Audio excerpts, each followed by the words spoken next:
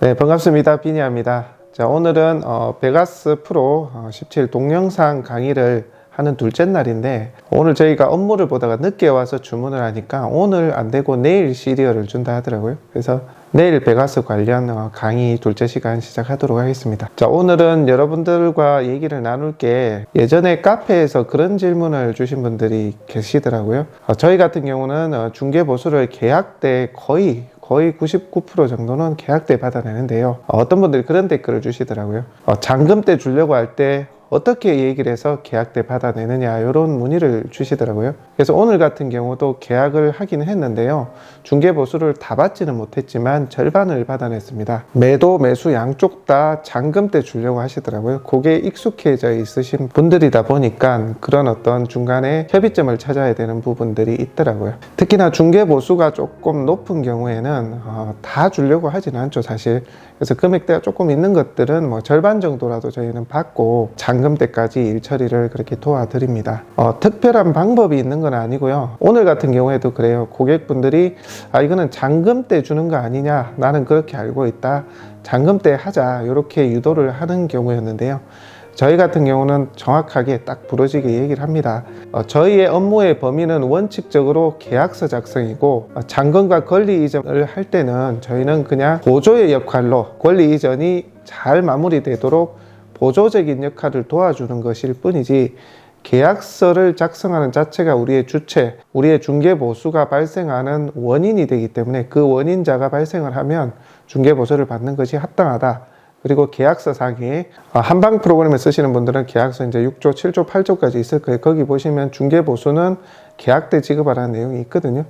그런 것을 저희가 한 번 더 언급을 해서 계약 때 지급을 하는 것이 당연함을 또 얘기합니다. 또 한 가지를 저희가 더 강력하게 어필을 하는 게 뭐냐면, 저희가 실제 계약 때 중개보수를 받지 않고 잔금 때 받았을 때는 매도든 매수든 마음이 틀어지는 경우가 있죠. 내가 계약금을 포기하더라도 나는 이 계약 안 할래 하는 경우가 있을 수가 있거든요.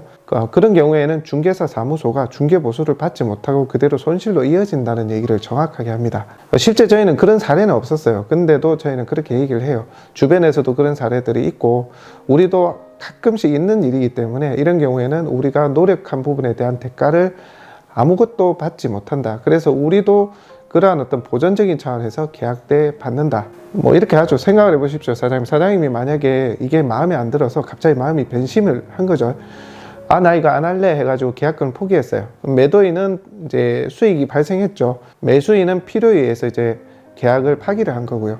그 중간에 뜬 중개업소는 열심히 계약서 쓰고 임장하고 브리핑하고 한 내용들에 대한 어떠한 보상도 받을 수 없는데, 그럴 때는 사장님 보상 누가 해주나요? 이러면 아무 말을 못해요. 그래서 그런 말을 정확하고 딱 부러지게 야무지게 얘기를 해서 계약 때 중개보수를 받는 게 맞고요.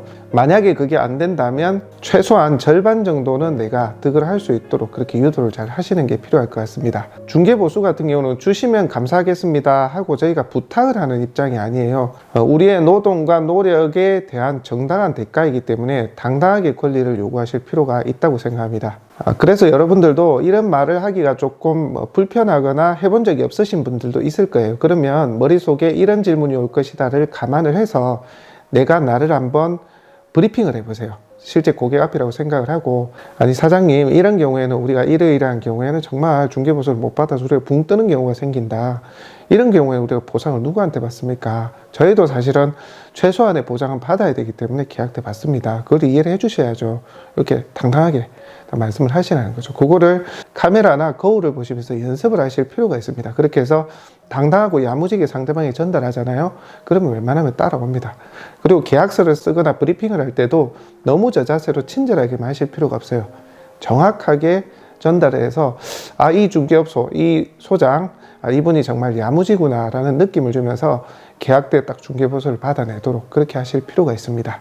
전에 저희가 글로서 설명드렸다시피 저희는 계약 일자가 잡히면 며칠 전에 필요한 서류들 있잖아요. 신분증, 도장, 계약금 이런 것들을 저희가 안내를 하면서 중개보수도 반드시 기입을 합니다. 문자로. 그렇게 사전에 중개보수의 의무가 있다는 것을 저희가 문자로 다 통보를 합니다. 사실 계약 때는 별게 필요 없잖아요. 신분증하고 도장만 있으면 되는데 굳이 그런 것들을 다 설명을 하죠. 계약 금액과 신분증, 도장, 그리고 중개사무소의 위치, 그리고 중개보수 몇 프로, 이렇게 저희는 정확하게 문자로 발송을 합니다. 그렇게 되니까 실제로 오면은 당연히 의뢰 주는 것이구나 하고 주시는 분들도 많고요. 오늘 같은 경우처럼 간간히 이렇게 잔금 떼주지 않냐 할 때는 저희가 또 단호하게 이렇게 말씀을 드립니다. 그렇게 계약 때 여러분들의 중개보수를 받아내셔서 여러분들의 노동, 노력이 보상을 잘 받을 수 있도록 하실 필요가 있을 것 같네요.